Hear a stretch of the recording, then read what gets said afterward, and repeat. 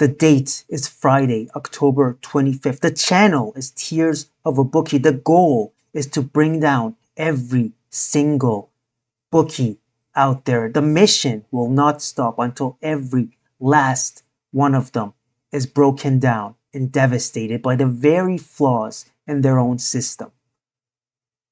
Welcome anyone and everyone. If you can't tell, I think I'm starting to go crazy. I think I'm starting to go cuckoo.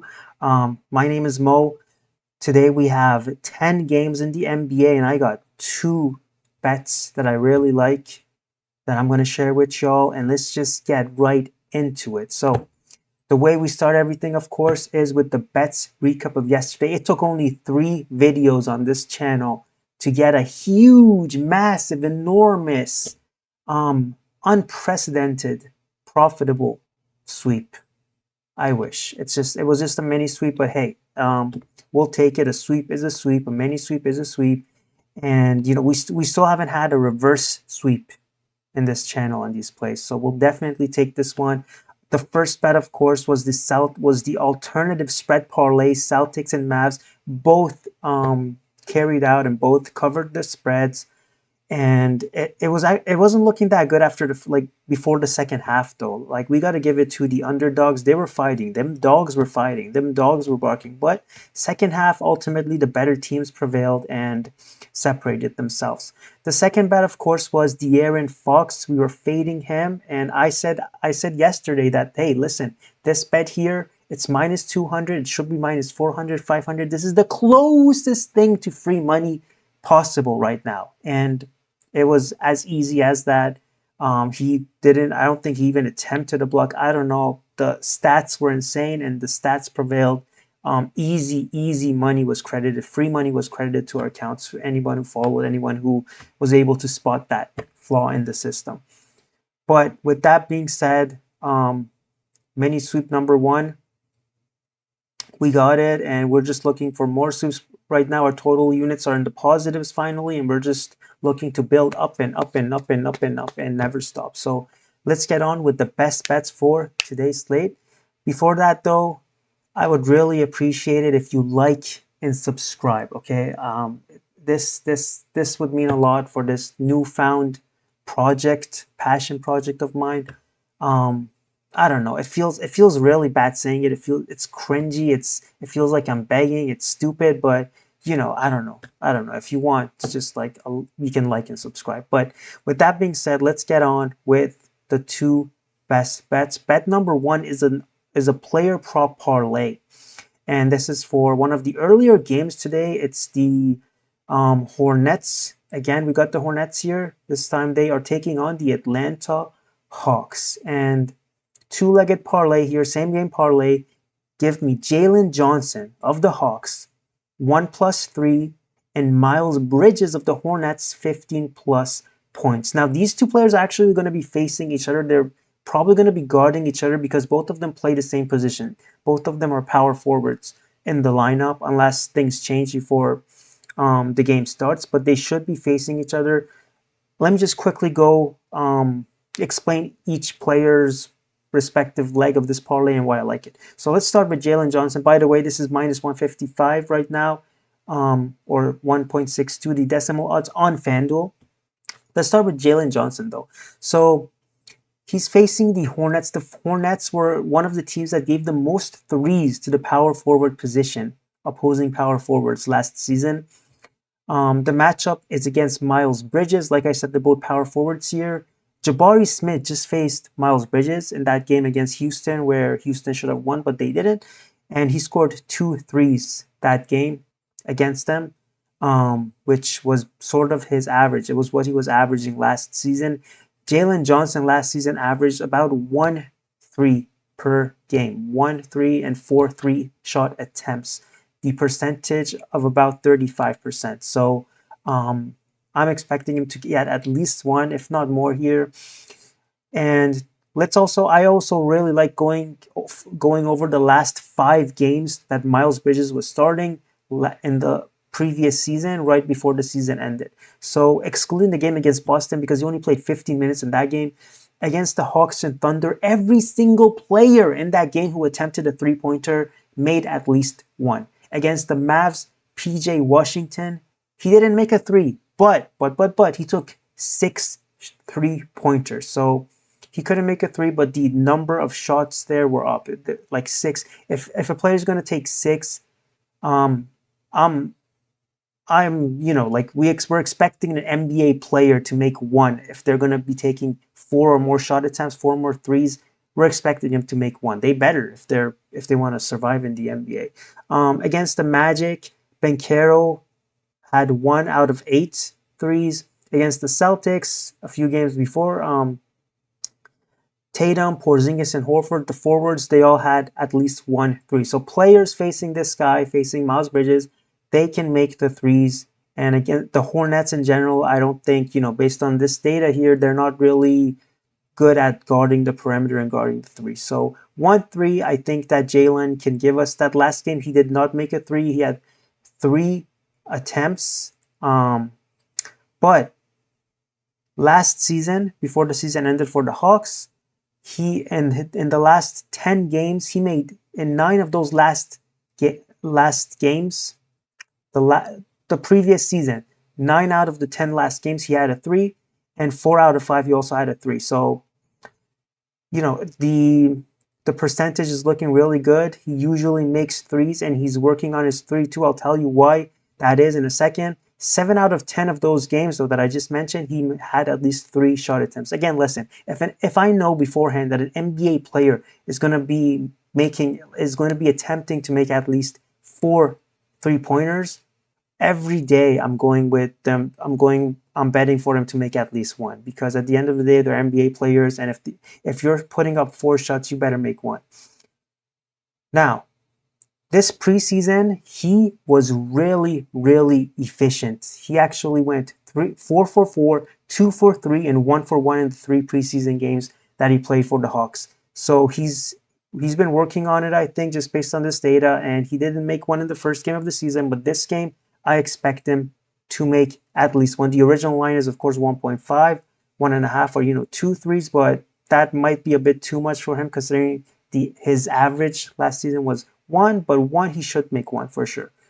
We just have to, hope that the efficiency is there this time. Miles Bridges, though, 15 plus points. Now, he is also facing the Hawks, of course, and Jalen Johnson. The Hawks gave up some of the most points to the power forward position. Cam Johnson just scored 14 against Jalen Johnson in the first game the Hawks played this season. And 14 points is a bit more than Cam Johnson's average for points last season. Miles Bridges' average was 21 last season, so 15 here should not be much of a long shot. Now, he did play once against Jalen Johnson last season, and he scored 17. And here also the same. I'll do the same thing here. I'll look at I've brought the last 5 games of the regular season last year and the power forwards that were facing Jalen Johnson. So Jovic and Highsmith of the Miami Heat scored 23 and 13. Michael Porter Jr., he was playing the power forward position sort of in that game because Aaron Gordon was absent. He scored 20. PJ Washington scored 19. DeMar DeRozan 31. And Hachimura and LeBron scored 17 and 25 respectively. So they all were able to score at least what they were averaging during that time in the season, or the entire season even. And I expect Miles Bridges to show up and score at least 15. The reason why I didn't go for his original line, which is I think 18.5 or 17.5, is because, like I said, last year he faced Jalen Johnson and he scored 17. So I think the line might be very, very sharp. I don't want to be frustrated by the sharpness of it. And he also scored 18 and 27 in 2 other games against the Hawks last season where Jalen Johnson was not playing. But Miles Bridges really was playing amazing during the end of the regular season last year. He had 15 plus points in 5 of the last 5 games and 9 of the 10 last season games. And now you might be thinking that, okay, those games, LaMelo Ball was injured. He wasn't in the lineup. Now that he's here, maybe LaMelo's contributing more to the offense, and therefore Miles Bridges won't be scoring as much. Well, what about this stat over here? During the games with LaMelo Ball playing and Miles Bridges, of course, playing with him, they played with each other for 12 games last season. In those 12 games, Miles Bridges averaged 21 points. So this one should also be very good. It's looking like a solid play. So this same game parlay is my first bet. Jalen Johnson, 1 plus 3, Miles Bridges, 15 plus points, minus 155 on FanDuel. Bet number 2. This one takes us to Cleveland. In Cleveland, hosting the Detroit Pistons. And it's Mr. Thumbnail here. Yesterday we faded a guard. Today we're fading another guard, and we're fading his threes. That's right. This bet here is Darius Garland under 2.5 threes, minus 135 on DraftKings. Now, he's facing the Pistons, who the Pistons, I know, worst team ever, or one of the worst teams ever in NBA history last season, but for some reason they were kind of good at guarding the perimeter, at least when it comes to guarding, just limiting the three-pointers of guards. I don't know if it was because of Cade Cunningham, if he's just good at defending the perimeter or what, but they gave one of the fewest threes. They were amongst the top 5 in the league in giving the fewest threes to point guard positions last season. And Cunningham, his team just played against the Pacers. And in that game, Tyrese Halliburton made just 1 3. That's right, just 1 against them. Again, the last 5 games wrapping up the regular season last year, these teams faced Cade Cunningham. These players faced them, and these are the threes they got. Scottie Pippen Jr. of Memphis, 0 for 3. Jordan Poole, he was playing point guard this game, 1 for 8. Mike Conley of the Grizzlies, 1 for 5. Derek White, he was playing point guard, 1 for 7. Halliburton, 1 for 3. So, just looking at this trend, they somehow just are not efficient at all when it comes to facing Cade. And Darius Garland last season, he averaged 2.3 threes out of 6.2 attempts. So this line here is exactly what he was averaging last season. It's not an alt line here. This is the actual line. And he actually faced Cunningham 4 times last year. That's right. In all of the games that the Cavs played the Pistons, these 2 point guards were starting and playing. And in these 4, Darius Garland went 2 for 5, 2 for 7, 2 for 6, and 8 for 12. Now, the last one where he went 8 for 12 in that game, Donovan Mitchell and Karis LeVert were not playing. And Donovan Mitchell, he's numero 1. He's the number 1 option in the team. So obviously Darius Garland felt like he had to be just much more aggressive and just putting up a lot more shots to make up for the lack of the offense due to Donovan Mitchell being injured and not available. That's why I think he went a crazy 8 for 12. All the other games Donovan Mitchell was playing, and he will be playing tomorrow unless some strange incident happens. He did not make more than 2 threes against Cade and the Detroit Pistons. And what about the last 5 games of the regular season and the last 10 games of the regular season last year? Well, he went 2 for 5, and 2 out of the last 5, he made less than 3 threes, so 2 threes or less. And 6 out of the last 10, he made less than 3 threes. So not looking that great. He was at the end of the regular season last year. He actually picked it up. His attempts were up and he was making them. But right now, he's looking really streaky and not good. He just faced game number 1 against the Raptors, where I had that spread pick bet that just was an awful read. But in that game, he actually played very bad. It was his teammates who were playing good. He went 1 for 6 from 3 in that game. So he's just been very streaky. Also, if you look at the preseason this year, he actually faced Detroit. The Cavs did, and he was facing Cunningham again. Cunningham only played 8 minutes, but still he started. And in that game, Darius Garland went 0 for 5. So I don't know if it's a kind of like a curse or something when he's facing the Pistons and Donovan Mitchell is also playing, but he's just not efficient, and he just can't go over 2. So once more, we're hoping here that history repeats itself, and we get it, just like the read yesterday for De'Aaron Fox also, although that stat was crazy. Like I said, that might have been a record.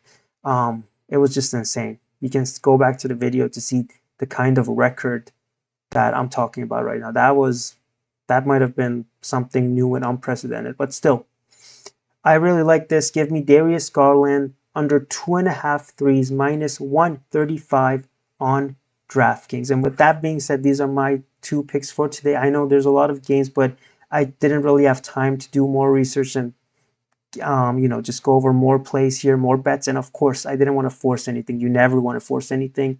You will most likely end up regretting it and losing it. So these ones I really, really like. They seem profitable. They seem good. There's always going to be a risk involved, of course, but that's what betting is. But just based on the data, the stats, these seem a-okay. So hopefully we get another 2-0 mini sweep and we just start this crazy 4-0 run. Thank you if you watched the video all the way to the end. I appreciate it, and I'll see you tomorrow.